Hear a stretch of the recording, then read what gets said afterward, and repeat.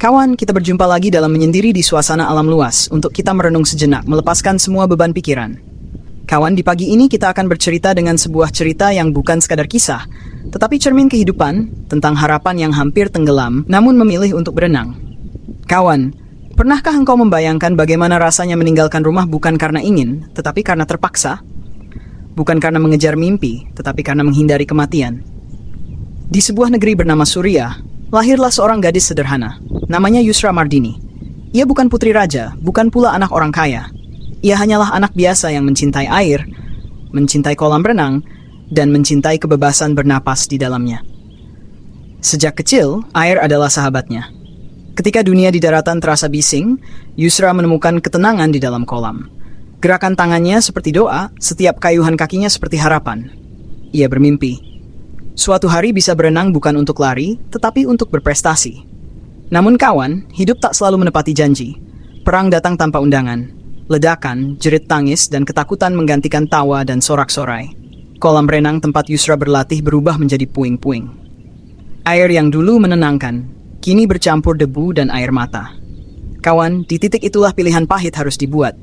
Bertahan dan mempertaruhkan nyawa, atau pergi meninggalkan tanah kelahiran. Yusra dan keluarganya memilih pergi. Bukan karena lemah, tetapi karena ingin hidup.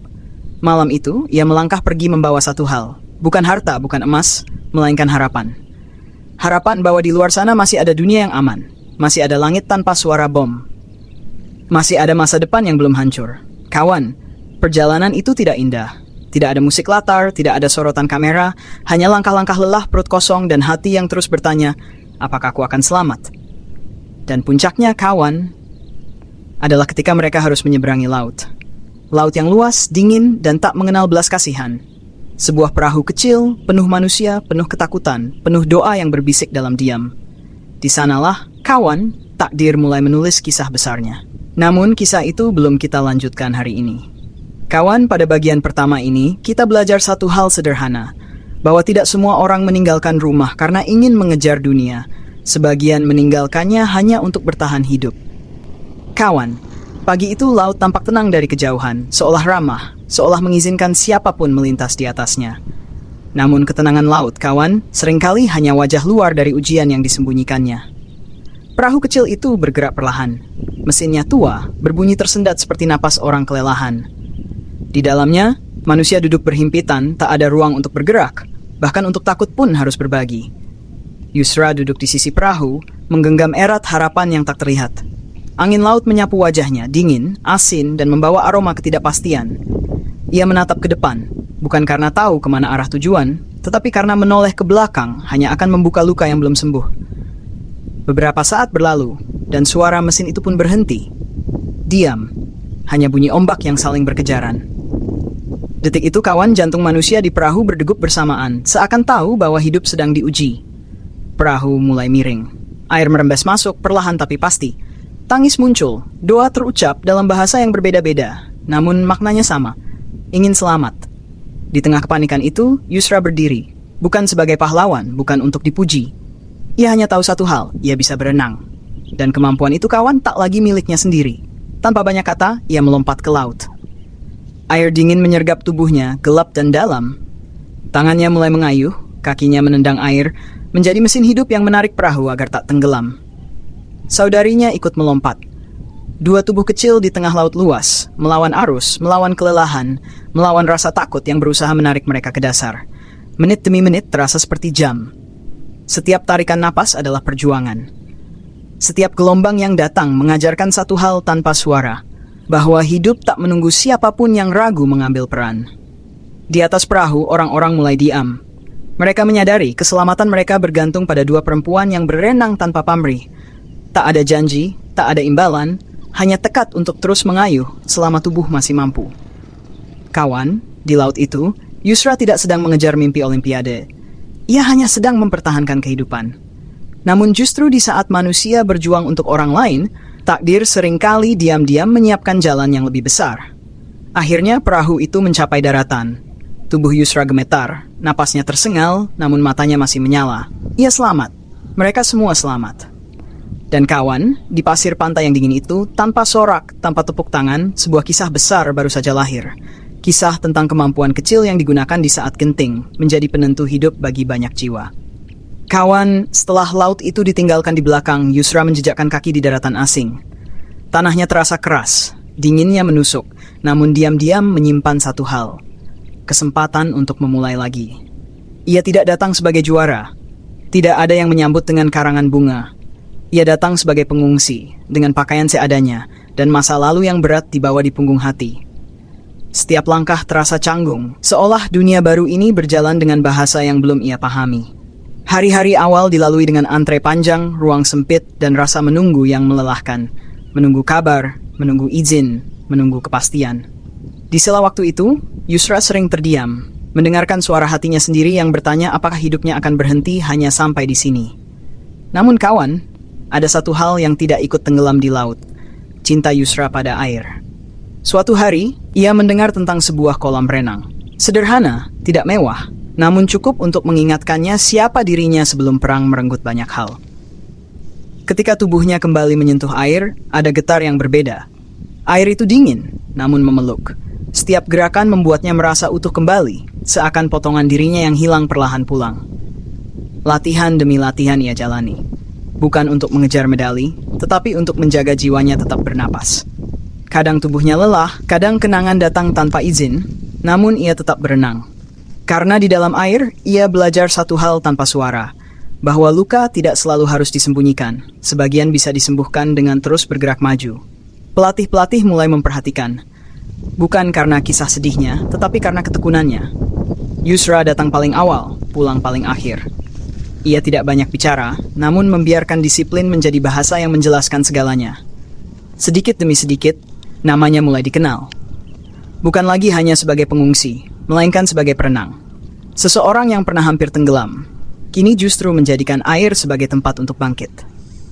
Kawan, di negeri asing itu, Yusra mengerti bahwa hidup tidak selalu meminta kita menjadi hebat di mata dunia. Kadang hidup hanya meminta satu hal sederhana, jangan menyerah pada diri sendiri. Karena ketika seseorang terus melangkah, meski tertatih, dunia perlahan akan membuka ruang bagi harapan untuk tumbuh kembali. Dan di sanalah, tanpa disadari, sebuah jalan yang lebih besar sedang menunggu untuk ditempuh. Kawan, kita lanjutkan kisahnya. Hari-hari Yusra di negeri baru berjalan perlahan, namun pasti. Ia mulai mengenal ritme hidup yang berbeda, bahasa yang asing di telinga, dan aturan-aturan yang harus dipelajari dari awal. Ia sering merasa kecil seperti pendatang yang tak ingin merepotkan siapapun, namun juga tak ingin kembali kehilangan arah. Di kolam renang, air menjadi satu-satunya tempat di mana ia tidak perlu menjelaskan siapa dirinya. Air tidak bertanya asal-usul, tidak menuntut cerita masa lalu. Air hanya meminta satu hal, kejujuran gerak dan kesungguhan niat. Latihannya semakin berat. Tubuhnya ditempa, napasnya diuji. Kadang rasa sakit datang lebih dulu daripada rasa percaya diri. Namun Yusra tahu ia pernah melawan ombak laut yang jauh lebih kejam daripada rasa lelah ini. Suatu hari, ia mendengar kabar yang membuatnya terdiam lama. Akan dibentuk sebuah tim khusus bukan untuk mewakili satu negara, melainkan untuk mewakili manusia-manusia yang kehilangan tanah airnya. Tim pengungsi. Sebuah tim yang lahir dari kisah kehilangan, namun ingin berjalan dengan kepala tegak. Nama Yusra disebut. Bukan karena belas kasihan, melainkan karena kemampuannya. Saat itu ia tidak langsung tersenyum. Hatinya bergetar karena kesempatan ini bukan hanya tentang dirinya, melainkan tentang banyak wajah yang pernah duduk bersamanya di perahu kecil itu. Latihan kini bukan sekadar rutinitas. Setiap ayunan tangan seperti membawa doa orang-orang yang tak sempat sampai ke daratan. Setiap tarikan napas mengandung cerita tentang keberanian yang tak pernah tercatat dalam buku sejarah. Kawan, di balik kerasnya latihan, Yusra belajar bahwa masa lalu tidak harus dihapus untuk bisa melangkah maju. Ia membawanya bersama, bukan sebagai beban, tetapi sebagai sumber kekuatan. Karena seseorang yang tahu bagaimana rasanya hampir kehilangan segalanya, akan berenang dengan sepenuh jiwa saat diberi kesempatan kedua. Hari pengumuman pun tiba. Ia resmi menjadi bagian dari tim itu. Tak ada pesta besar, tak ada teriakan kemenangan, hanya satu napas panjang dan mata yang berkaca-kaca. Karena jauh di dalam hatinya, ia tahu, perjalanan ini bukan tentang sampai di garis akhir, melainkan tentang berani berdiri dan berkata pada dunia, "Aku masih ada, aku masih berjuang." Kawan, langkah Yusra kini semakin jauh dari laut kelam itu, Namun setiap gelombangnya tetap hidup di dalam dirinya, mengajarkan bahwa dari titik terendah pun, manusia bisa berenang menuju cahaya yang tak pernah ia bayangkan sebelumnya. Kawan, langit pagi itu tampak cerah, namun di dalam dada Yusra ada gelombang yang tak terlihat. Ia berdiri di tepi kolam, menatap air yang berkilau di terpa cahaya, air yang kini bukan lagi sekadar tempat latihan, melainkan saksi perjalanan hidupnya. Di sekelilingnya, para atlet dari berbagai penjuru dunia datang membawa bendera dan kebanggaan bangsa. Sementara Yusra datang membawa cerita. Cerita tentang rumah yang hilang, tentang laut yang hampir merenggut nyawa, tentang langkah panjang yang ditempuh tanpa tahu ujungnya. Ketika ia mulai berenang, dunia di sekitarnya seakan menghilang. Sorak penonton melebur dengan gemuruh air. Yang tersisa hanyalah irama napas dan ingatan tentang mengapa ia sampai di sini. Bukan untuk mengalahkan siapapun, tetapi untuk membuktikan pada dirinya sendiri bahwa hidupnya belum selesai. Setiap meter yang ia lalui seperti potongan kisah yang disusun ulang. Ada ketakutan yang dulu hampir menenggelamkannya, kini berubah menjadi tenaga yang mendorong tubuhnya maju. Ada kesedihan yang pernah membuatnya rapuh, kini menjadi ketenangan yang menjaga geraknya tetap stabil. Kawan, di lintasan itu, Yusra tidak sedang berlomba melawan waktu. Ia sedang berdamai dengan masa lalu. Air yang dulu menjadi ancaman, kini menjadi sahabat yang setia. Dan di sanalah ia memahami bahwa keberanian tidak selalu terlihat dalam kemenangan, tetapi dalam kesediaan untuk tetap melangkah meski pernah terluka. Saat ia menyentuh dinding kolam, tidak ada medali yang menunggu. Namun ada sesuatu yang jauh lebih bernilai, rasa utuh sebagai manusia. Ia tahu, kehadirannya di sana telah menyampaikan pesan tanpa kata, bahwa seorang pengungsi bukanlah angka, bukan beban, melainkan manusia dengan mimpi dan kemampuan yang nyata. Langkah Yusra keluar dari kolam disambut tepuk tangan yang tulus. Bukan tepuk tangan karena rekor, melainkan karena cerita. Cerita tentang seseorang yang pernah hampir tenggelam oleh keadaan, namun memilih berenang hingga dunia akhirnya melihatnya. Kawan, di balik percikan air itu, Yusra berjalan membawa satu keyakinan sederhana, bahwa ketika manusia diberi ruang untuk bangkit, ia mampu mengubah luka menjadi cahaya bagi banyak kehidupan lain. Kawan, setelah hari itu berlalu, nama Yusra tidak lagi hanya bergema di dalam kolam. Ceritanya menyeberang ke banyak telinga, melintasi batas negara dan bahasa, bukan karena ia yang paling cepat, melainkan karena ia membawa makna yang jarang terlihat di papan skor. Ia mulai diundang berbicara, berdiri di hadapan orang-orang yang tak pernah merasakan dinginnya laut pelarian. Dengan suara tenang, ia bercerita tanpa berlebihan. Tentang malam-malam tanpa kepastian, tentang rasa takut yang tidak terlihat, dan tentang harapan kecil yang ia pegang erat agar tidak tenggelam. Di setiap tempat yang ia singgahi, Yusra melihat wajah-wajah yang berbeda. Ada yang meneteskan air mata, ada yang terdiam lama, ada pula yang tiba-tiba memeluk orang di sebelahnya. Ia sadar, cerita bukan sekadar rangkaian kata, melainkan jembatan yang menghubungkan hati manusia. Namun kawan, di balik sorotan dan perhatian, Yusra tetap kembali ke latihan. Ia tahu makna sejati tidak lahir dari pujian, melainkan dari konsistensi. Pagi-pagi sunyi kembali menjadi miliknya, bersama air yang setia menunggu. Kadang ia merasa lelah. Bukan lelah tubuh, melainkan lelah menjelaskan bahwa ia lebih dari sekadar simbol. Ia adalah manusia biasa yang masih belajar mengatur napas, masih bergulat dengan keraguan, namun memilih untuk tidak berhenti. Di kolam, ia kembali menjadi dirinya sendiri. Setiap ayunan tangan mengajarkannya bahwa perjalanan hidup tidak selalu naik. Ada hari ketika air terasa berat, ada hari ketika tubuh menolak patuh. Namun ia terus berenang, karena ia tahu berhenti bukan pilihan yang pernah ia miliki sejak awal. Kawan, perlahan Yusra mengerti bahwa kekuatan sejati bukan tentang seberapa keras kita melawan dunia, tetapi seberapa setia kita pada tujuan yang kita yakini. Ia tidak ingin dikenang sebagai perempuan yang diselamatkan, melainkan sebagai perempuan yang memilih untuk bergerak meski keadaan tidak memihak. Dan di tengah kesibukan itu, ia menyimpan satu harapan sunyi, agar suatu hari, anak-anak yang bernasib serupa dengannya tak hanya dikenal lewat derita, tetapi lewat potensi yang selama ini tersembunyi di balik label dan batasan. Kawan, di langkah-langkah tenang Yusra, kita melihat bahwa hidup tidak selalu memberi jalan yang mudah, namun selalu menyediakan ruang bagi mereka yang bersedia berjalan dengan sabar dan terus berenang, meski ombak datang, silih berganti. Kawan, waktu berjalan dan Yusra semakin paham bahwa hidup tidak pernah kembali sama setelah seseorang melewati badai besar. Ada bagian diri yang tumbuh lebih kuat, namun ada pula yang menjadi lebih lembut, lebih peka terhadap luka orang lain. Di setiap perjalanan, ia bertemu banyak anak muda yang matanya menyimpan cerita serupa. Mereka kehilangan rumah, kehilangan sekolah, kehilangan rasa aman. Namun di balik semua itu, ia juga melihat kilau kecil yang pernah ia miliki. Keinginan untuk tetap hidup bermakna. Yusra tidak datang sebagai guru. Ia duduk sejajar, mendengarkan lebih banyak daripada berbicara. Ia tahu kadang yang paling dibutuhkan seseorang bukan nasihat panjang, melainkan kehadiran yang mengerti tanpa menghakimi. Di kolam latihan, ia mulai melatih generasi baru. Bukan hanya teknik berenang, tetapi cara mengatur napas saat lelah datang. Cara tetap tenang ketika air terasa menekan. Cara percaya bahwa tubuh mampu bertahan lebih lama dari yang pikiran bayangkan. Kawan, setiap anak yang ia temui seakan menjadi pengingat perjalanan panjangnya. Ia melihat dirinya sendiri dalam langkah-langkah ragu itu. Dan tanpa disadari, dengan membimbing orang lain, ia sedang menyembuhkan dirinya sendiri. Ada hari ketika ia pulang dengan hati penuh. Bukan karena pencapaian besar, melainkan karena satu senyum kecil yang muncul setelah latihan. Senyum yang berkata, "Aku bisa."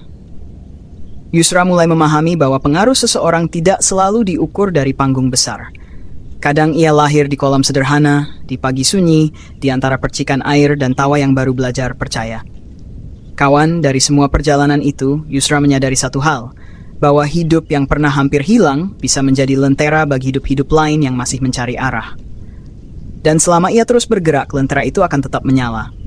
Kawan, di suatu malam yang hening, Yusra duduk sendiri menatap langit. Bintang-bintang bertaburan, mengingatkannya pada malam panjang saat ia pernah terombang-ambing di laut. Bedanya kini ia tidak lagi dikelilingi ketakutan, melainkan rasa syukur yang tumbuh pelan-pelan. Ia berpikir tentang perjalanan hidupnya, betapa banyak hal yang tidak ia rencanakan, namun justru membentuknya. Ia pernah bermimpi sederhana, ingin berenang, ingin hidup tenang.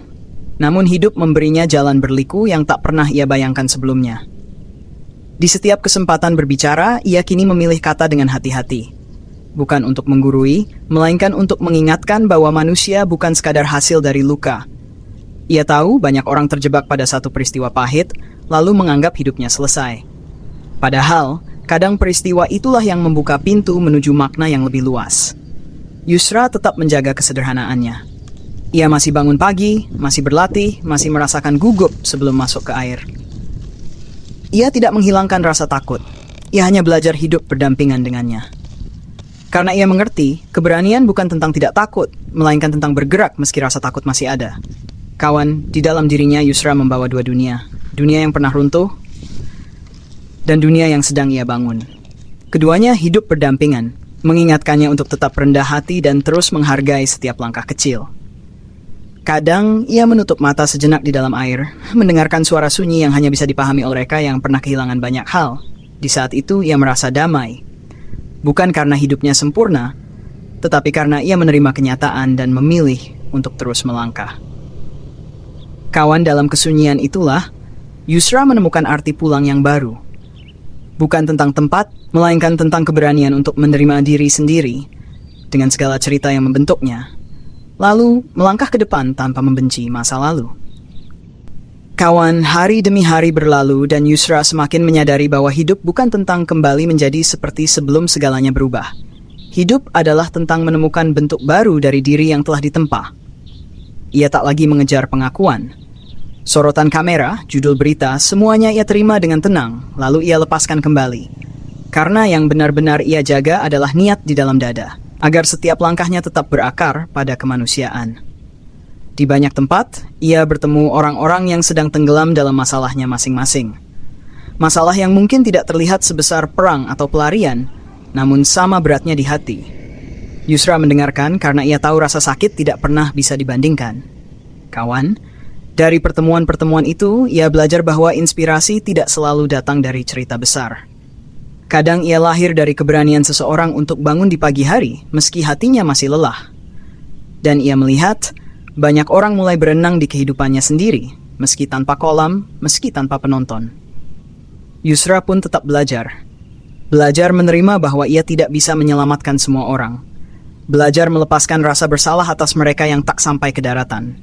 Belajar memahami bahwa hidup memberi peran berbeda kepada setiap manusia. Di kolam, ia masih menghitung napas. 1, 2, menjaga ritme, menjaga keseimbangan. Seperti hidup itu sendiri, terlalu cepat akan kehabisan tenaga, terlalu lambat akan tertinggal. Ia berenang dengan tenang, tidak lagi melawan air, tetapi menyatu dengannya. Kawan, dalam kesadaran itulah Yusra melangkah ke fase baru. Bukan sebagai simbol semata, melainkan sebagai manusia yang telah berdamai dengan perjalanan hidupnya. Dan di setiap geraknya tersimpan pesan sunyi, bahwa siapapun dengan caranya sendiri bisa terus bergerak meski pernah hampir tenggelam. Kawan, di suatu pagi yang sederhana, Yusra kembali berdiri di tepi kolam. Air tampak diam, seperti cermin yang memantulkan perjalanan panjangnya. Ia menarik napas dalam, bukan untuk berlomba, melainkan untuk mensyukuri bahwa ia masih diberi kesempatan bernapas.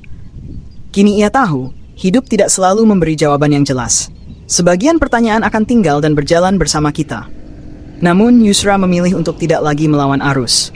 Ia berenang dengan irama sendiri, menikmati setiap gerakan, setiap percikan kecil yang dulu pernah ia takuti. Di wajahnya tidak ada lagi kegelisahan seperti dulu.